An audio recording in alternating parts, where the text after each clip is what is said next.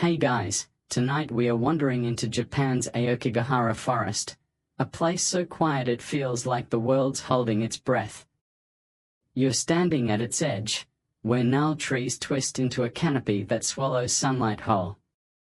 The air's thick with mossy dampness, and there's this faint hum, like the forest is whispering secrets you're not sure you want to hear. Aokigahara's got a reputation. Some call it haunted, others just cursed. Either way, you're stepping in, and let's be real, you probably won't survive this without a few goosebumps. So, before you get comfortable, take a moment to like the video and subscribe, but only if you genuinely enjoy what I do here. Drop a comment with your location and local time. I'm curious where you're chilling tonight. Now, dim the lights, maybe turn on a fan for that soft background hum, and let's ease into tonight's journey together.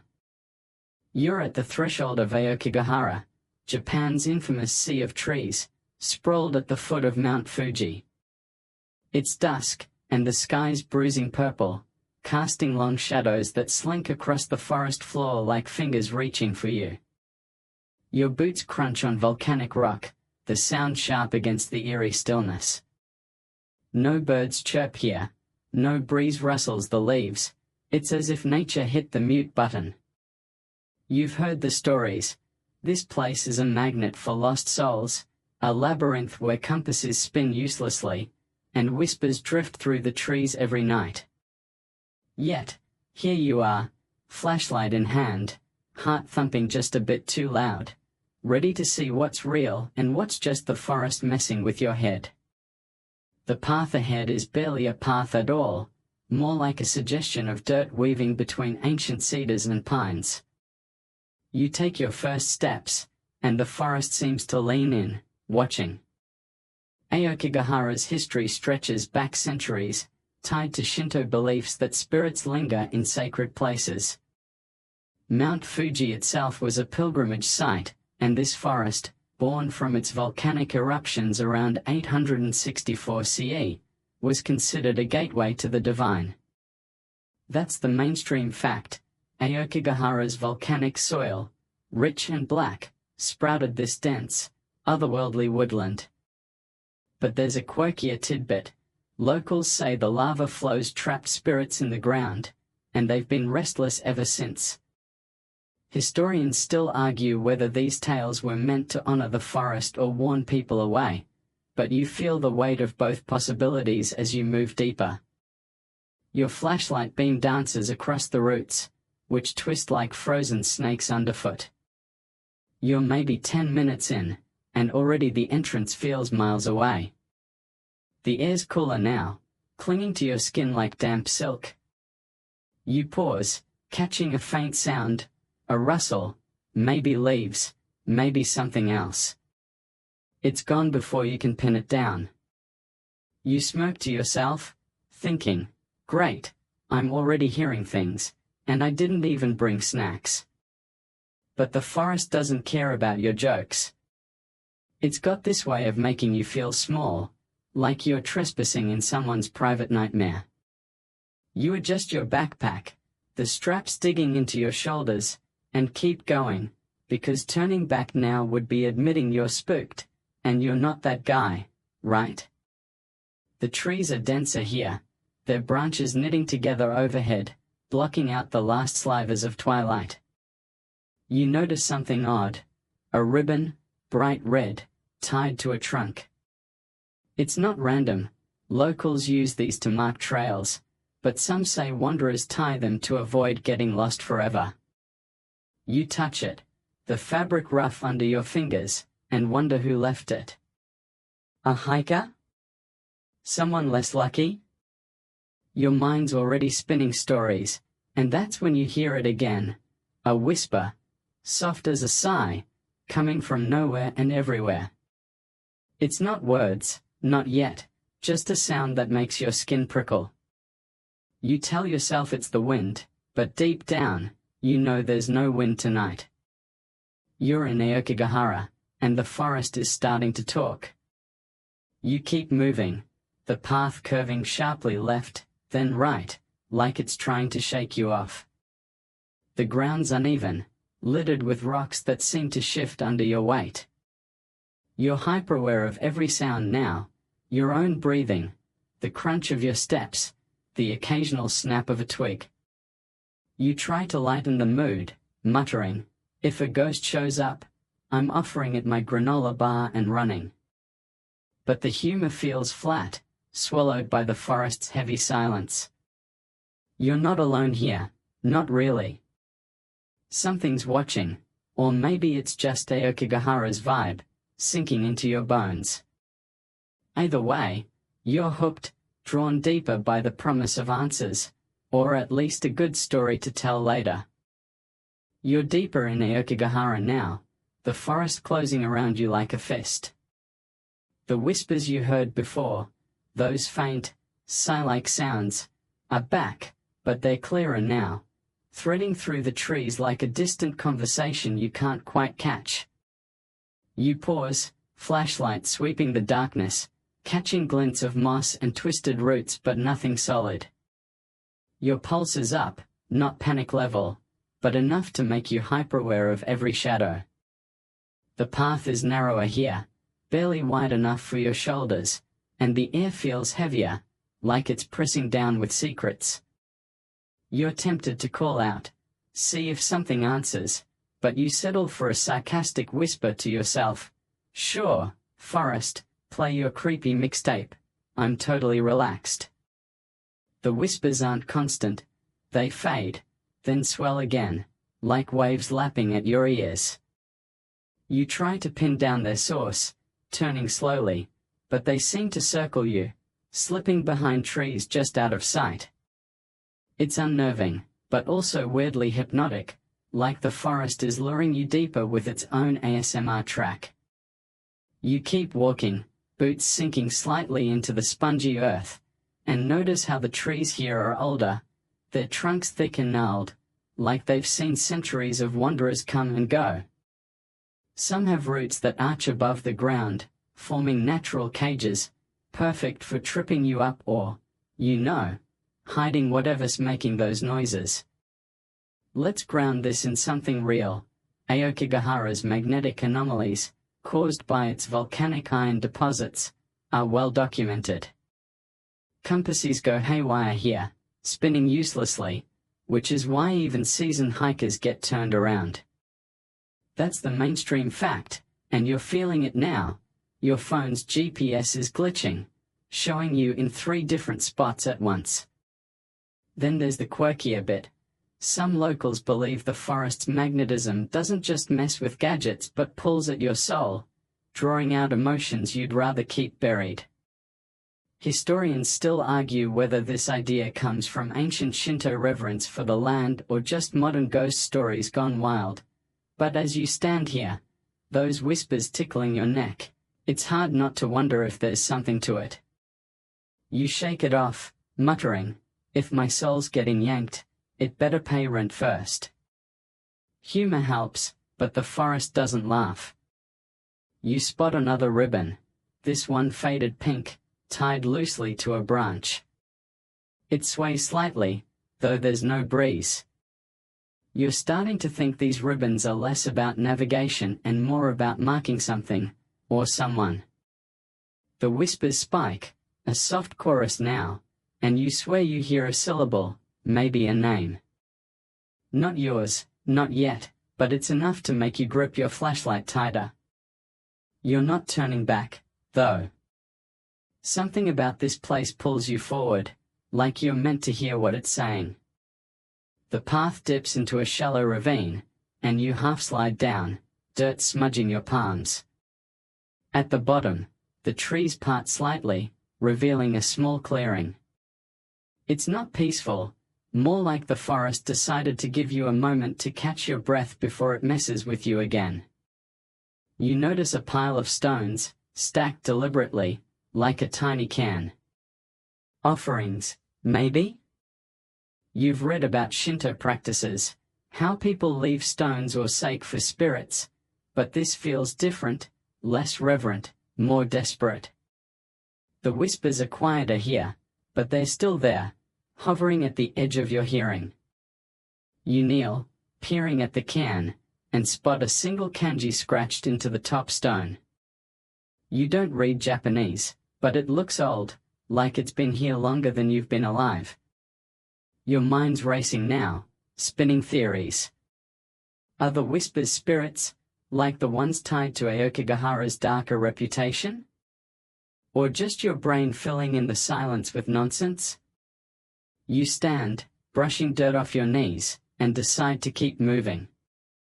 The path picks up again, winding uphill, and the trees seem to lean closer, their branches brushing your shoulders like nosy neighbors. You joke to yourself, if these trees start hugging me, I'm out. But the thought lingers, what if the forest doesn't want you to leave?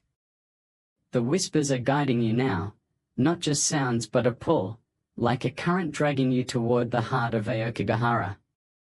You're not sure what's waiting, but you're too deep to turn back now. You're well into Aokigahara now, the whispers a constant companion, weaving through the trees like threads of a half-forgotten song. The forest feels alive, not in a warm, fuzzy way, but like it's watching, waiting for you to slip up. You're trudging uphill, the path slick with moss, your flashlight carving a shaky tunnel through the dark. The air's got this sharp, earthy bite, like wet stone and old secrets, and every step makes you feel smaller, like the trees are closing ranks behind you. You mutter, if this forest had a Yelp review, it'd be 1 star for hospitality, trying to keep your nerves in check, but the whispers don't care about your sarcasm. They're louder now, almost melodic, tugging you deeper. You're starting to sense the weight of Aokigahara's past, not just its ghost stories but its spiritual roots. This place was sacred long before it got its grim nickname. Back in the Heian period, around the 9th century, Shinto priests revered Mount Fuji as a dwelling place of kami, divine spirits, and Aokigahara, born from Fuji's volcanic tantrums, inherited that holiness. That's the mainstream fact. The forest was a site for ascetic practices, where monks meditated in caves to commune with the divine. But here's the quirky tidbit. Some say those monks didn't always come back, claiming they met ghosts, who guarded the forest's secrets. Historians still argue whether these stories were spiritual allegories or warnings about Aokigahara's deadly terrain. But as you stand here, the whispers feel like they're picking sides in that debate. The path levels out, and you spot a cluster of rocks, arranged in a rough circle, like someone tried to build a tiny Stonehenge and gave up. You crouch, running your fingers over one. It's cold, slick with dew, and etched with faint lines that might be kanji or just scratches from time. The whispers swell, and for a second, you swear they form a word, something like stay. You chuckle nervously, saying, yeah, hard pass, I'm not signing a lease with you ghosts. But the sound sticks with you, burrowing into your thoughts. You're not alone here. Something's lingering. Maybe those array the old stories talk about, or maybe just the forest playing tricks. You keep moving, the path twisting through a grove of cedars so tall they block out the stars. Your flashlight catches glints of something, spiderwebs, maybe, or frost, stretched between branches like ghostly netting. You're careful not to touch them, half because you hate spiders, half because they feel wrong, like they're part of the forest's defenses. You remember that red ribbon from earlier, the one tied to a tree, and wonder if it was a marker or a trap. Aokigahara's got a way of making you second-guess everything, like it's rewriting your instincts as you go. You smirk, muttering, if I get lost, I'm blaming my phone's GPS, not the ghosts. The whispers shift again, less like words now, more like a low hum, vibrating in your chest. You're starting to notice patterns in the forest, trees with bark that looks too smooth, almost polished, or roots that curl into shapes that remind you of faces. It's probably just your brain, desperate for meaning in this endless green maze, but it's hard to shake. You pass another marker, this time a faded blue cloth knotted around a low branch. It's frayed, like it's been here for years, and you wonder who tied it, a pilgrim seeking kami, or someone who never made it out. The thought makes you shiver, not from cold but from the growing sense that Aokigahara's history isn't just in the past, it's right here, brushing against you. You're deeper than you planned to go, the forest swallowing any sense of direction. The whispers are your guide now, pulling you towards something you can't name.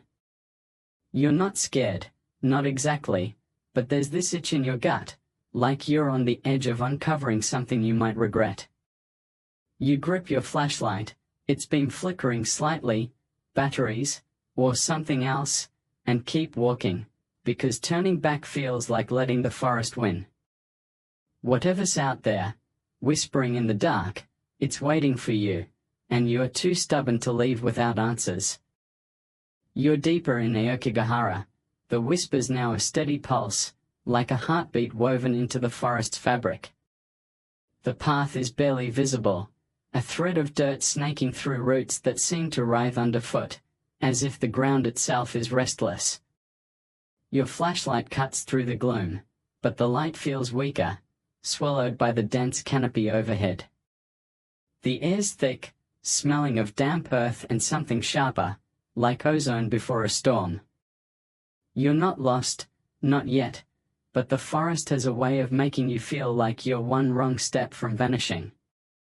You mutter, if I disappear, someone better find my flashlight and call it a clue, trying to shake the tension, but the whispers hum on, unbothered by your bravado. You're following what you think is a trail, marked by those eerie ribbons, red, pink, now a tattered yellow one dangling from a branch like a forgotten flag. They're not just markers, they feel like breadcrumbs left by people who didn't make it back. Aokigahara's reputation as a place where people come to fade away isn't just modern lore. In the Edo period, around the 17th century, families sometimes practiced yubashoot here, abandoning elderly relatives in the forest during famines to ease the burden on the living. That's the mainstream fact, grim but recorded in old texts. The quirky tidbit? Some say the spirits of those abandoned linger, their whispers blending with the wind, seeking company, or revenge. Historians still argue whether yubashoot was widespread or just a cautionary tale, but as you walk, you can't help feeling like those lost souls are close, their voices in the whispers that brush your ears. The path dips into a hollow, and you nearly trip over a root that looks too much like a clutching hand. You catch yourself, heart thudding, and shine your light around. The trees here are thinner, almost skeletal, their branches clawing at the sky. You spot something odd, a pile of belongings, half buried in moss, a frayed backpack, a single shoe, a cracked water bottle. It's not trash, it's a snapshot of someone's last moments. You don't touch it, but you can't look away either. The whispers spike, a chorus now, and you swear you hear a sob, faint but unmistakable.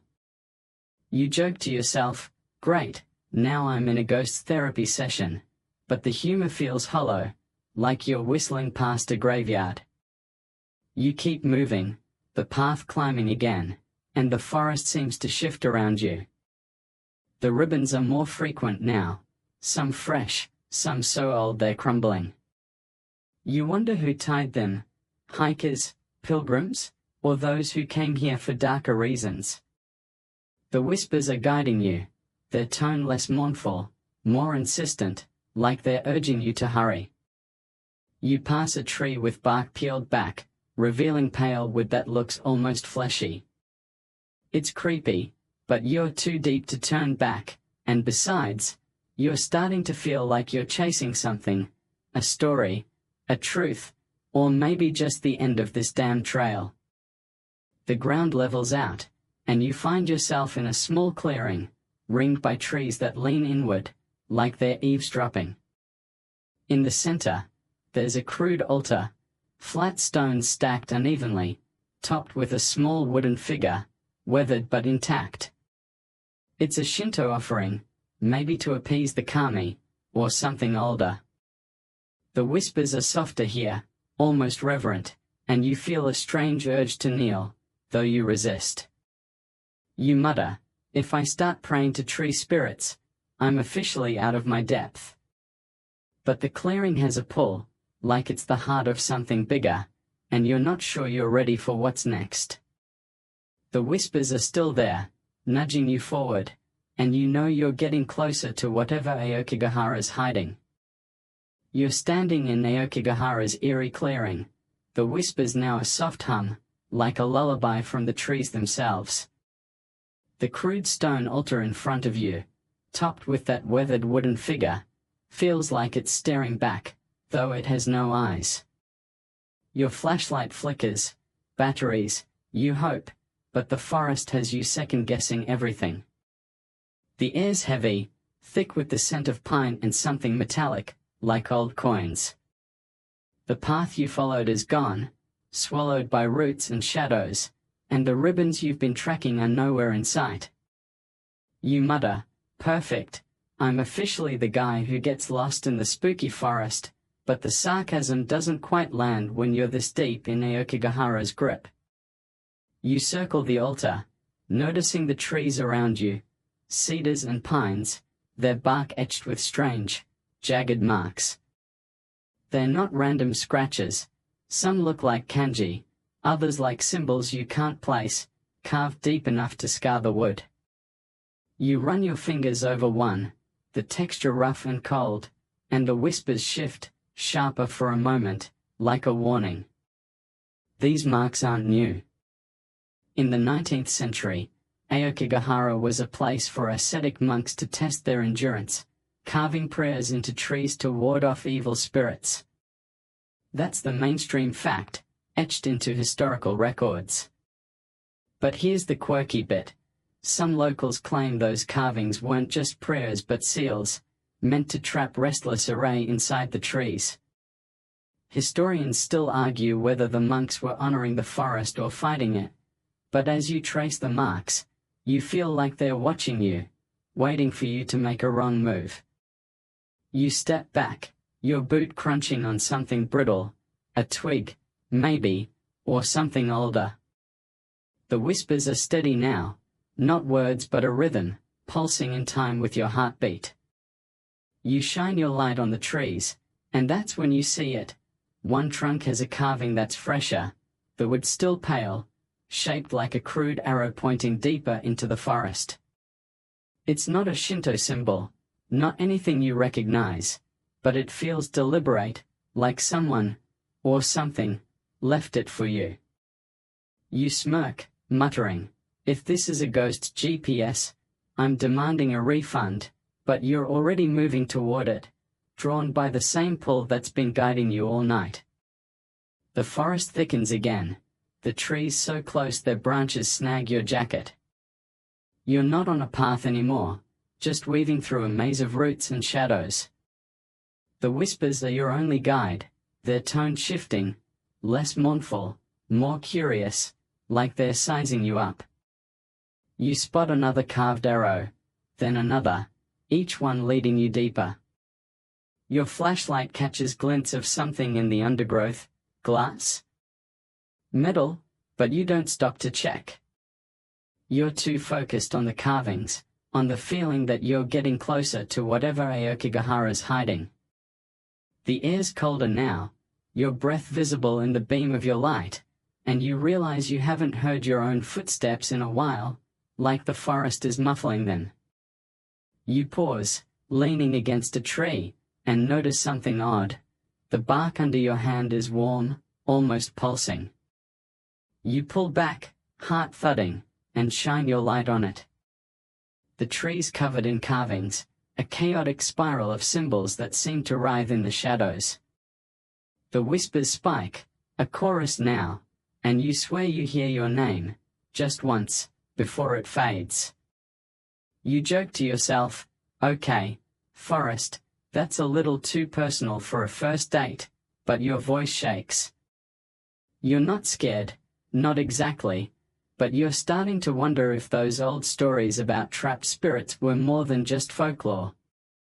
The carvings, the whispers, the warm bark, it's all adding up, and you're not sure you like the math. You keep moving, following the carved arrows, the forest growing denser with every step. The whispers are louder, more insistent, and you feel like you're being watched, not just by the trees but by something older, something that knows you're here. You're deep in Aokigahara now, deeper than most would dare, and the forest isn't just a place anymore, it's a presence, and it's got plans for you.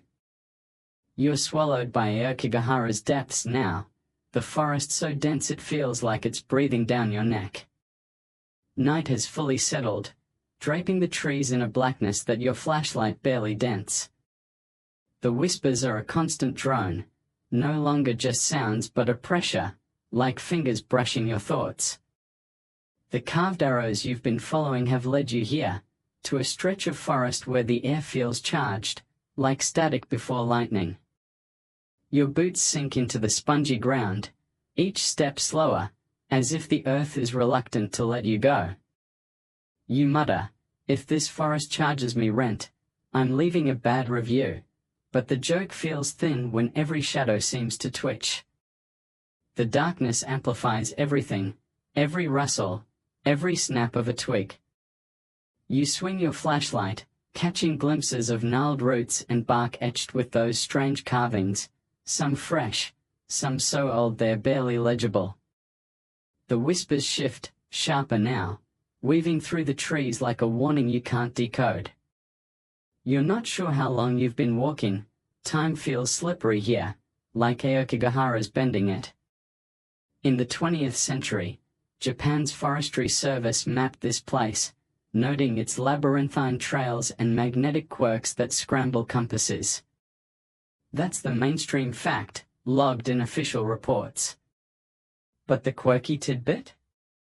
Some rangers swore they heard voices during patrols, not human, not animal, just there. Historians still argue whether these were ghost stories or the forest's acoustics playing tricks, but as the whispers curl around you, you're leaning toward the former. You spot another arrow, carved into a tree so twisted it looks like it's screaming. The carving's fresh, the wood pale and raw, pointing to your left. You hesitate, your flashlight flickering again. Definitely not the batteries, you checked those twice. You mutter, if this is a ghost prank, I'm not amused, but you follow the arrow anyway, ducking under low branches that snag your hair. The forest feels tighter now, the trees pressing in, their roots tripping you like they've got a personal vendetta. You notice something new. The ground is littered with small objects, coins, a broken watch, a single glove, scattered like offerings or debris from lives left behind. The whispers hum louder, and you swear you hear a laugh, quick and faint, gone before you can be sure. You push forward, the air growing colder, your breath clouding in front of you. The trees part slightly, revealing a narrow gully, its walls lined with moss that glows faintly, like it's drinking the darkness. You slide down, dirt smudging your hands, and land in a space so quiet it feels wrong, like the forest is holding its breath. The whispers are muffled here, but they're still there, circling just out of reach. You shine your light and freeze. A tree in the center of the gully is covered in carvings, not just arrows but spirals, eyes, and what might be names, etched so deep they look like wounds. The bark's warm again, pulsing under your touch, and you pull back, heart racing. You joke, okay, tree, buy me dinner first, but your voice cracks, and the forest doesn't laugh. The whispers swell, a chorus now, and you feel eyes on you, not human, not animal, just present. You're starting to think those old ranger stories weren't just campfire tales. The carvings, the objects, the warm bark, it's all pointing to something, and you're right in the middle of it. You glance at the arrow on the tree, pointing deeper into the gully, and feel that pull again, stronger now, like Aokigahara's daring you to keep going.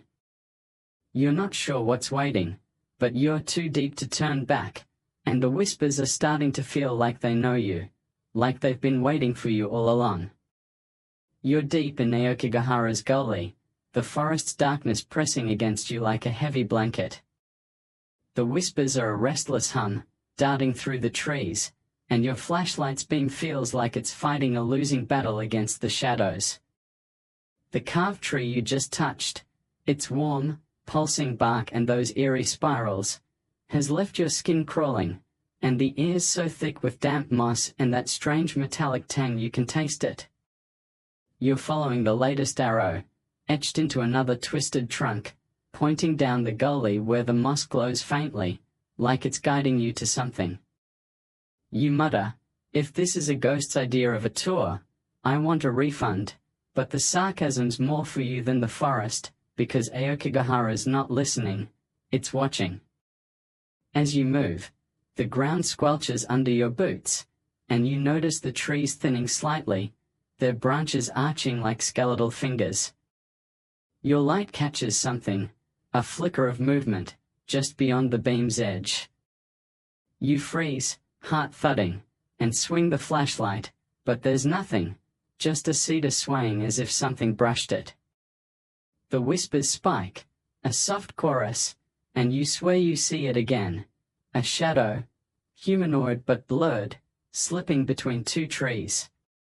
It's gone in a blink, leaving you staring at empty air. You chuckle nervously, saying, "Great, now I'm chasing ghost cosplayers," but your grip on the flashlight tightens, and you're not sure you believe your own bravado. Let's anchor this in history. Aokigahara's volcanic soil, formed after Mount Fuji's 864 CE eruption, creates natural caves and crevices, some used by Shinto ascetics for meditation in the Middle Ages. That's the mainstream fact, recorded in temple chronicles. The quirky tidbit? Local folklore claims those caves trapped spirits who wandered too far from their bodies during meditation, and they've been haunting the forest ever since. Historians still argue whether these tales were meant to scare people away from sacred sites or explain the forest's eerie vibe, but as you stand here, that shadowy flicker fresh in your mind, you're starting to think the spirits might not be so trapped after all. You keep moving, the gully narrowing, its walls closing in until you're practically squeezing through. The whispers are louder, more distinct, like voices overlapping in a crowded room. You catch fragments, a sigh, a murmur, maybe a name, but nothing clear enough to pin down. Your flashlight catches another carving, this one a crude face, its eyes hollow and staring. It's fresh, the wood still pale, and you wonder who made it, because it sure wasn't centuries-old monks. The forest feels alive now, not just watching but reacting, and those flickers keep happening, shadows darting just out of sight, always too fast to follow. You mutter, "If you're gonna haunt me, at least pose for a selfie," trying to keep it light, but your pulse is racing, and you're hyper-aware of every sound. The gully opens into a small hollow, ringed by trees so dense they block the sky. In the center, there's a flat stone, almost like a table, covered in faint scratches, more carvings, maybe, or claw marks. The whispers are intense here, vibrating in your chest, and you feel that pull again, stronger, like the forest wants you to stay. You shine your light around, and there it is again, a flicker, this time closer, a shape that's almost human but not quite, gone before you can focus. The air's colder, your breath visible, and you realize you're not just seeing things, Aokigahara is showing you something, or someone. You're deep in its heart now, and the whispers are starting to sound like they're calling you by name. You're standing in Aokigahara's hollow, the air so thick it feels like you're breathing through a wet cloth. The flat stone in front of you, scratched with marks that could be carvings or claw marks, hums with a strange energy, like it's the forest's pulse. Your flashlight's beam is faltering, casting jittery shadows that make the trees seem to sway, though there's no wind. The whispers are relentless now, a lead murmur that fills the hollow, and those flickering shapes, those almost human shadows, are getting bolder, darting closer before vanishing. You mutter, "If you ghosts want to chat, I'm all ears, but maybe dial down the creepy," but your voice sounds small, swallowed by the forest's weight. You step closer to the stone, and the whispers sharpen, almost forming words, your name, maybe, or something close enough to make your skin prickle. The hollow feels like a stage, the trees ringing it like silent spectators. You've stumbled into something sacred, or cursed, and it's not just a random clearing. In the Kamakura period, around the 13th century, Shinto priests used Aokigahara's hidden groves for rituals, offerings sake, and prayers to appease restless kami. That's the mainstream fact, noted in old shrine records. But here's the quirky tidbit. Some stories claim those rituals went wrong, binding spirits to the forest instead of freeing them, creating shrines that pulse with trapped energy. Historians still argue whether these tales were meant to explain natural phenomena or warn against meddling with the divine, but as you stand here, the stone's faint warmth under your hand feels like proof of something. You shine your light on the stone, noticing a small indentation, like a shallow bowl, stained dark, old sake, blood, or just time. The whispers swell, and you catch a clear word: stay. It's not a request, it's a pull, like the forest is tugging at your bones. You step back, heart pounding, and that's when you see it, a shadow, taller than the others, lingering at the hollow's edge. It's not moving, just watching, its edges blurring into the trees.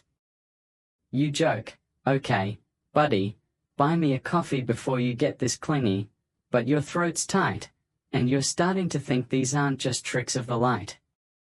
You circle the stone, keeping the shadow in your peripheral vision, and notice something new, a narrow path leading out of the hollow, marked by a single carving, a spiral, etched into a tree's bark, glowing faintly in your flashlight's beam. The whispers urge you toward it, their tone shifting from commanding to pleading. You're not sure you want to follow, but turning back feels impossible, like the forest has redrawn its paths behind you. You mutter, "If I'm walking into a ghost trap, I'm bringing my bad attitude," and step onto the path, the stone's energy still buzzing in your fingertips. The path is tight, branches scraping your arms, and the whispers are a constant guide, weaving through the trees like a thread you're afraid to lose. The shadow's gone, but you feel its presence, like eyes boring into your back. You spot more carvings, spirals, eyes, jagged lines, each one fresher, like someone's been here recently, or something's been marking your way. The air's colder, your breath clouding, and the forest feels alive, not just watching but reacting, its pulse syncing with yours. You're deep in Aokigahara's sacred heart now, and whatever's whispering, it's not letting you go without a fight. You're on the narrow path leading out of Aokigahara's hollow, the whispers now a persistent chant, curling around you like smoke. The forest is denser here, the trees so close their branches claw at your jacket, and your flashlight's beam feels like it's drowning in the dark. The air's sharp, heavy with the scent of wet moss and that eerie metallic tang, like the forest is bleeding secrets. The spiral carving you saw, glowing faintly on that tree, has pulled you forward, But the whispers are louder, more personal, and you're almost sure they're saying your name, over and over, like a plea or a trap. You mutter, "If this is a ghost roll call, I'm skipping class," but the humor's flimsy, and your heart's pounding too loud to ignore. The path twists, forcing you to duck under low branches and sidestep roots that seem to shift underfoot. The carvings are everywhere now, spirals, eyes, jagged kanji-like symbols, etched into every other tree, some so fresh the sap still glistens. You brush against one, and the bark's warm, almost feverish, sending a jolt through your fingers. You pull back, muttering, "Okay, tree, personal space, please." The whispers spike, a chorus of voices overlapping, and you catch fragments, syllables, maybe names, maybe warnings. They're not just sounds anymore, they're a force, nudging you deeper, like Aokigahara's decided you're part of its story now. Let's ground this. In the Muromachi period, around the 15th century, Aokigahara was a refuge for samurai fleeing battles, some leaving offerings to kami for protection. That's the mainstream fact, recorded in regional chronicles. The quirky tidbit? Locals say those samurai didn't always leave, some became array, their spirits bound to the forest, whispering to anyone who strays too far. Historians still argue whether these tales were meant to honor fallen warriors or scare bandits away, but as you walk, those whispers feel like they're carrying centuries of unfinished business, and you're the one they're talking to.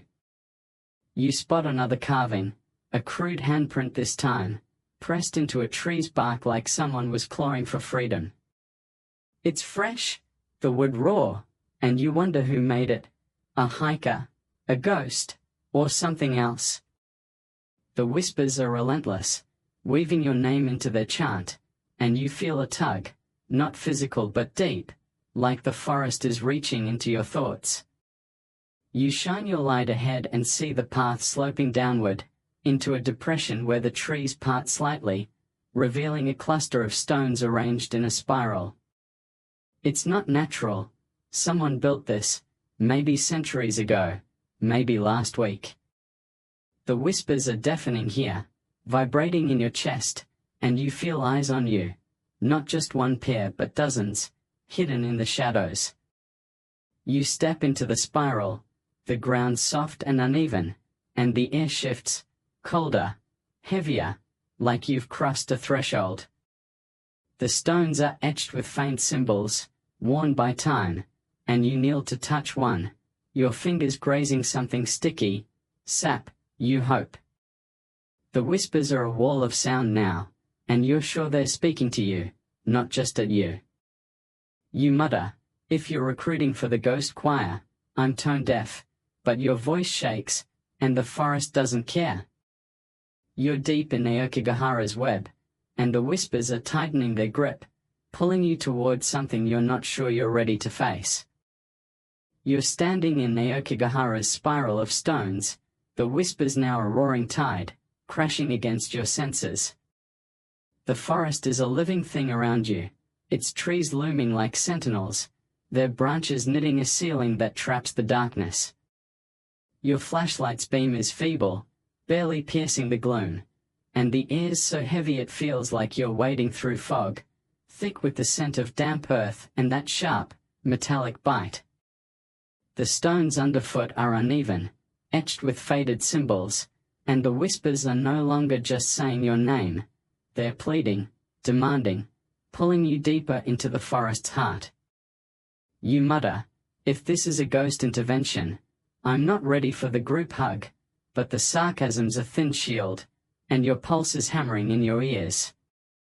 You step out of the spiral, following a faint path marked by another carved handprint, this one deeper, like someone dug their fingers into the bark in desperation.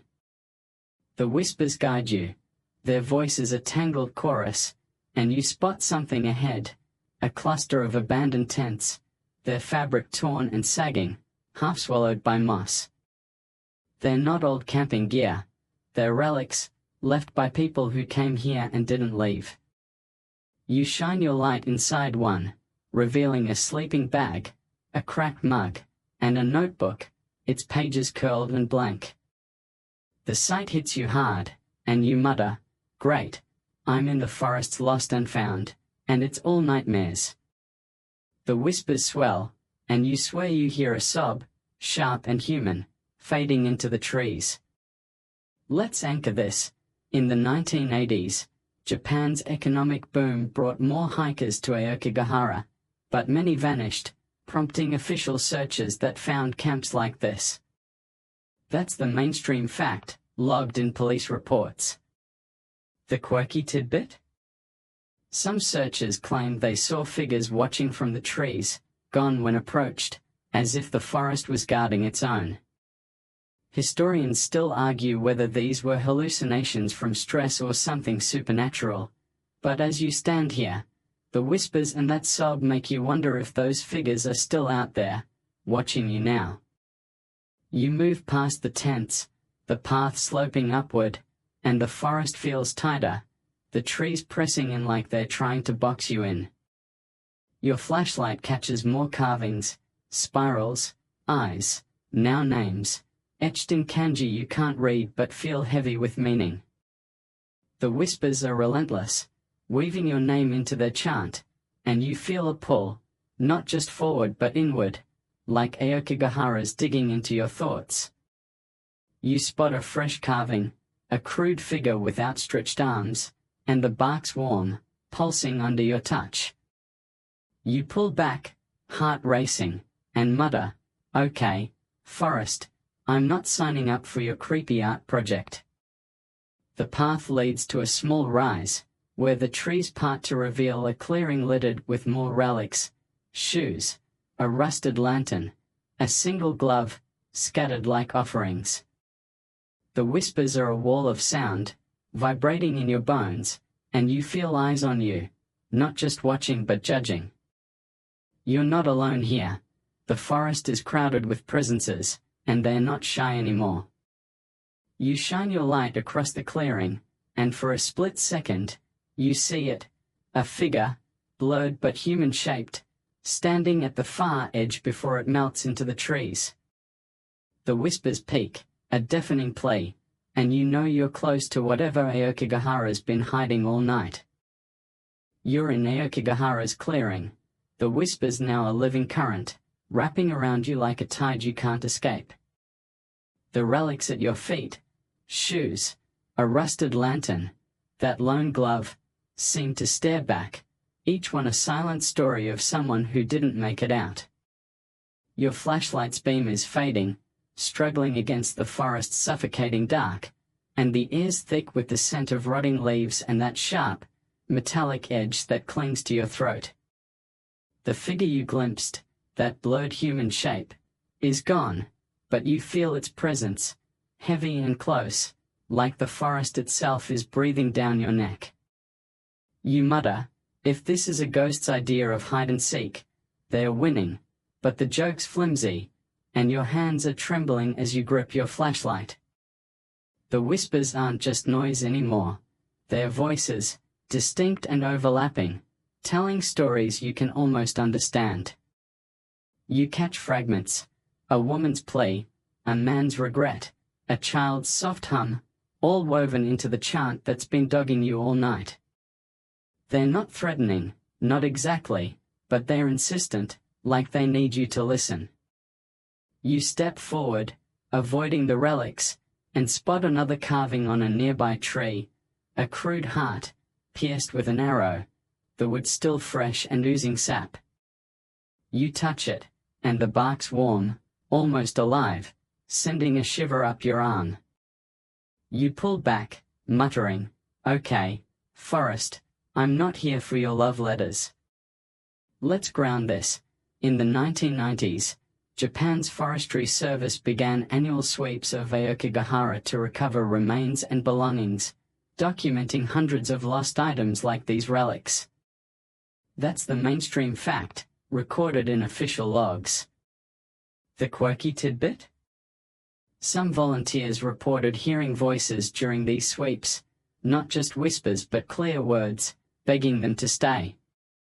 Historians still argue whether these were psychological effects of the forest's grim reputation or something older, tied to its sacred past, but as you stand here, those voices feel real, pressing against your thoughts like they're trying to climb inside. You move deeper into the clearing, the whispers guiding you toward a cluster of trees so dense they form a natural wall. Your light catches more carvings, names, dates, even a crude face with hollow eyes, each one a marker of someone's passage. The voices grow clearer, and you start to piece together their stories: a merchant who fled debt, a widow seeking her lost love, a wanderer who just wanted peace. They're not angry, just stuck, their words looping through the forest like a broken record. You mutter, "If I'm your therapist now, I'm charging by the hour," but the weight of their stories is sinking in, and you're starting to feel like you're not just a visitor, you're part of their tale. The whispers shift, softer now, almost coaxing, urging you toward a gap in the tree wall. You hesitate, your flashlight flickering again, and feel that pull, stronger than ever, like Aokigahara's tying a rope around your soul. You step through the gap, and the forest changes. The air's colder, the ground harder, and the trees seem to lean inward, watching. The whispers are a chorus, singing your name, and you realize they're not just telling their stories, they're asking you to carry them. You're deep in the forest's grip now, and whatever's waiting, it's close, its presence humming in the carvings, the relics, and the voices that won't let you go.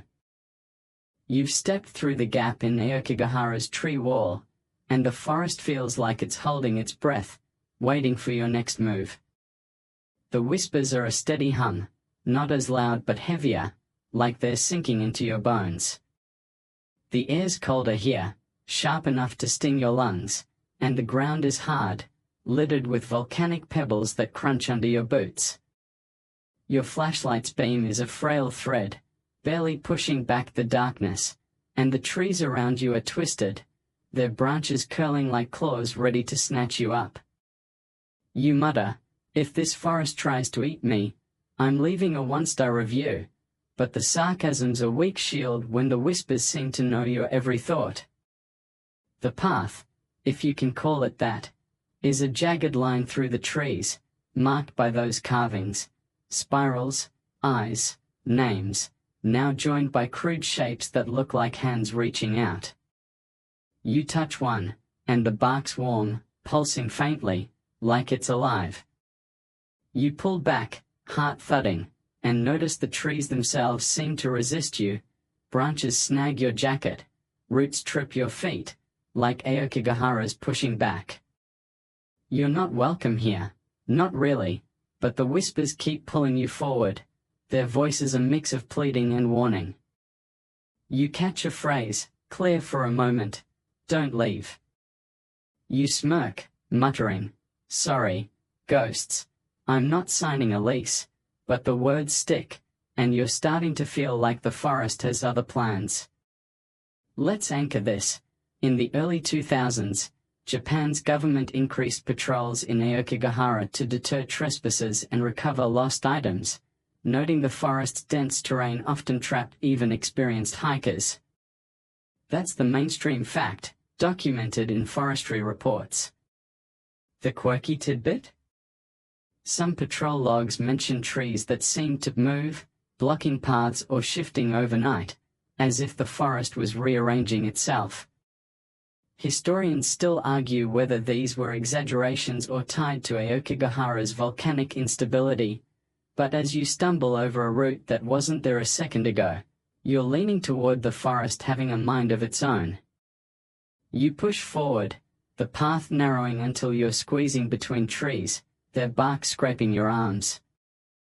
The whispers are softer but more insistent, weaving your name into their chant, and you feel eyes everywhere, not just watching but pressing, like the forest is crowding you. You spot a new carving, a crude circle with a slash through it, fresh and glistening with sap. The ground dips, and you slide into a shallow basin, landing hard. Your flashlight rolls away, its beam spinning wildly before settling on something, a pile of stones, arranged like a crude figure, its head a smooth rock with two hollows for eyes. The whispers spike, a chorus now, and you feel a tug, not physical but deep, like Aokigahara's trying to root you here. You scramble to your feet, grabbing the flashlight, and shine it around. The basin's walls are lined with more carvings, some so old they're crumbling, others fresh, like someone was here hours ago.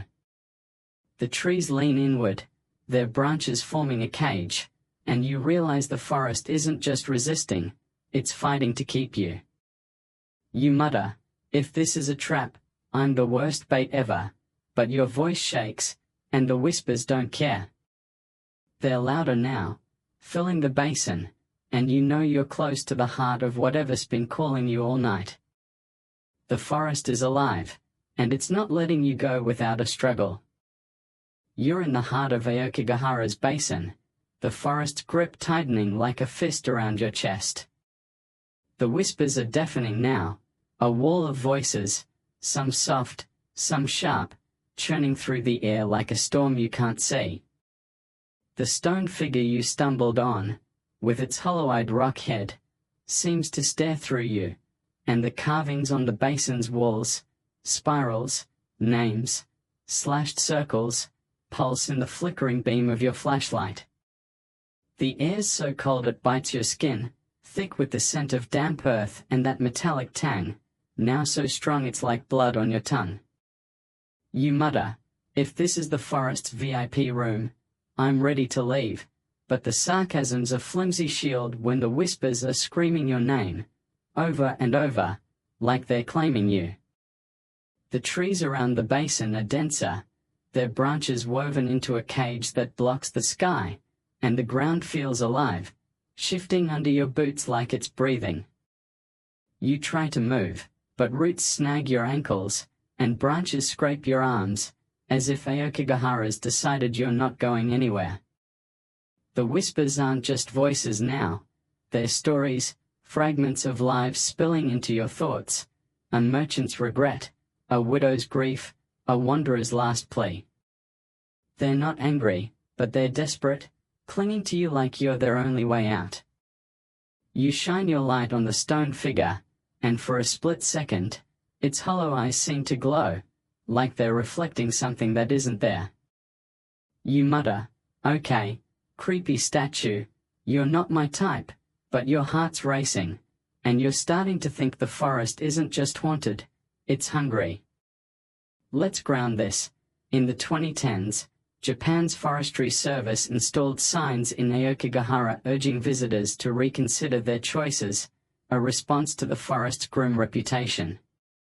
That's the mainstream fact, noted in public records. The quirky tidbit?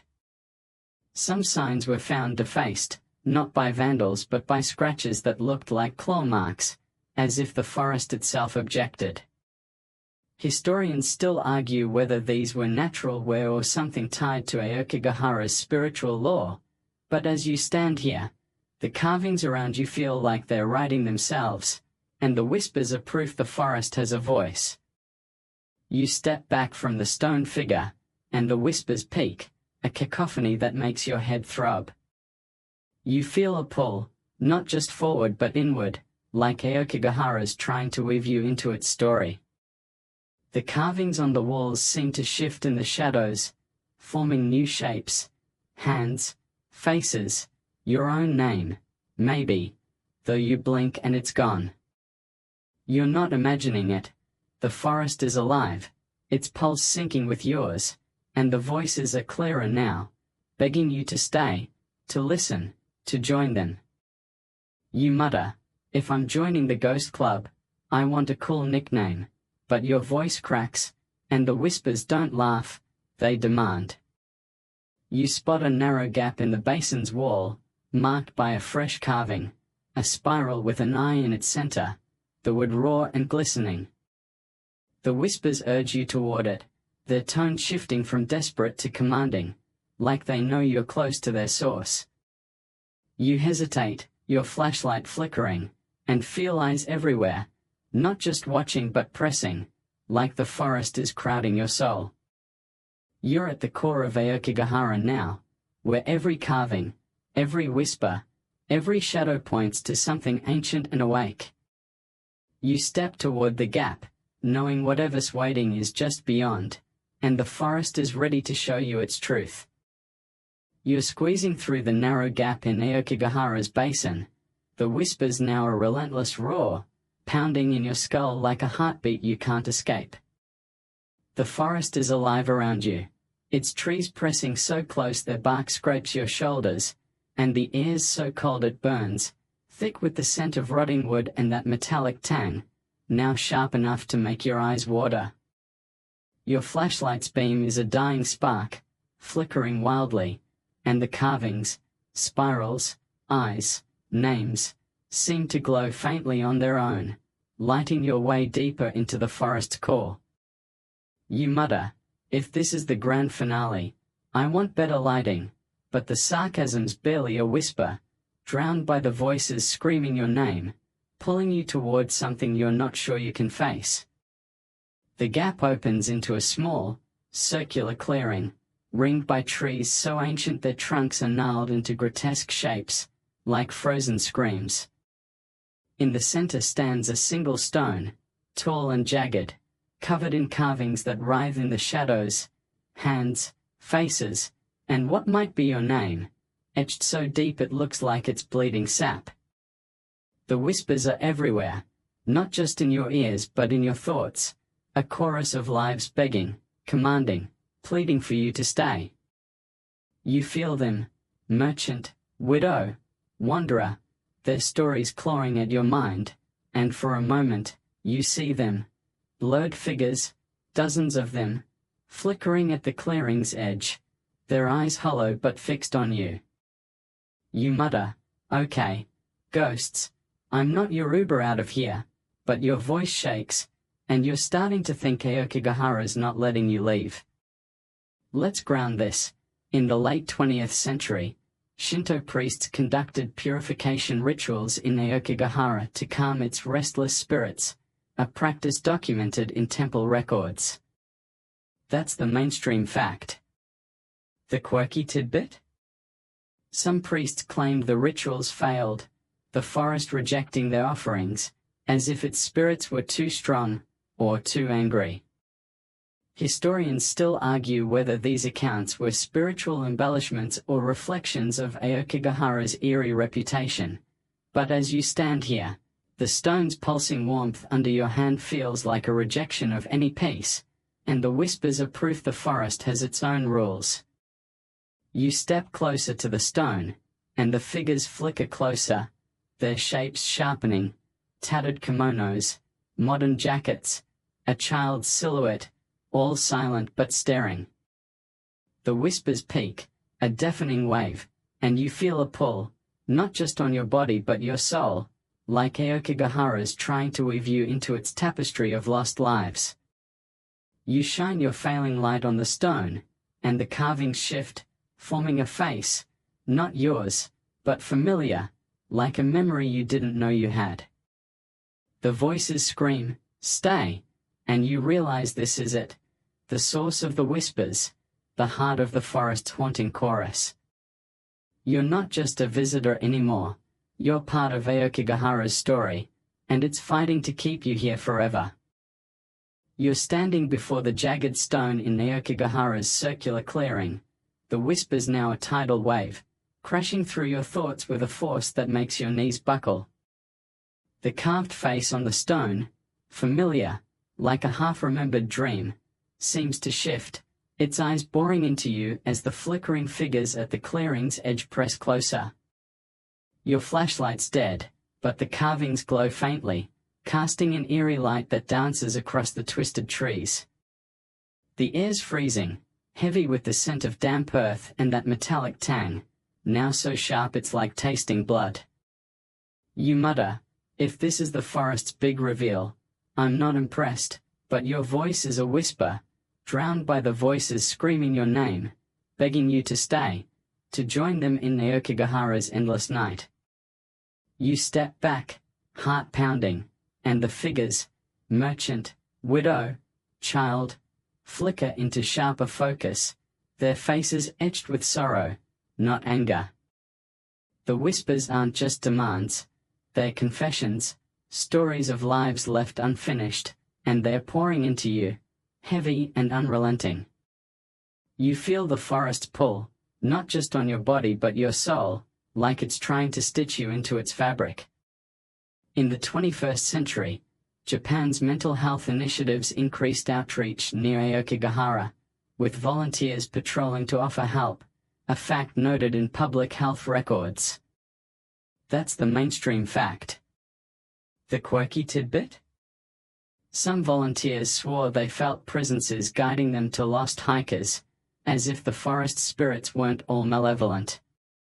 Historians still argue whether these were psychological projections or echoes of Aokigahara's sacred past, but as you stand here, the whispers feel like they're both guiding and trapping you, and you're not sure which is stronger.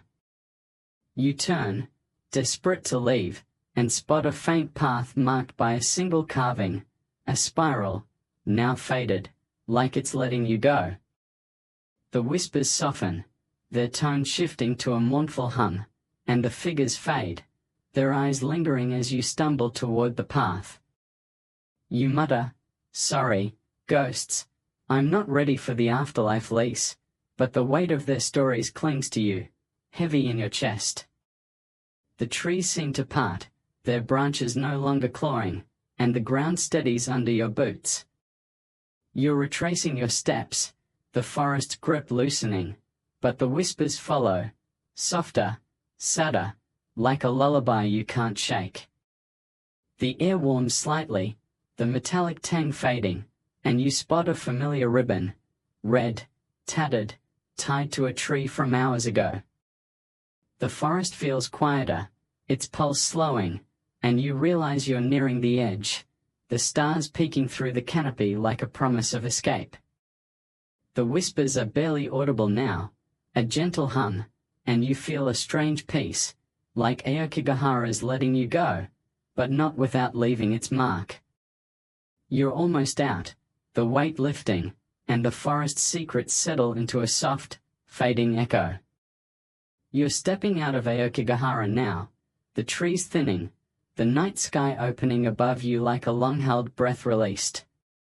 The whispers are gone, replaced by the soft rustle of leaves and the distant hum of the world beyond the forest. Your boots crunch on familiar volcanic rock, and the air feels lighter, warmer, carrying the faint scent of pine instead of that heavy metallic bite. You pause, looking back at the dark wall of trees, and feel a quiet gratitude.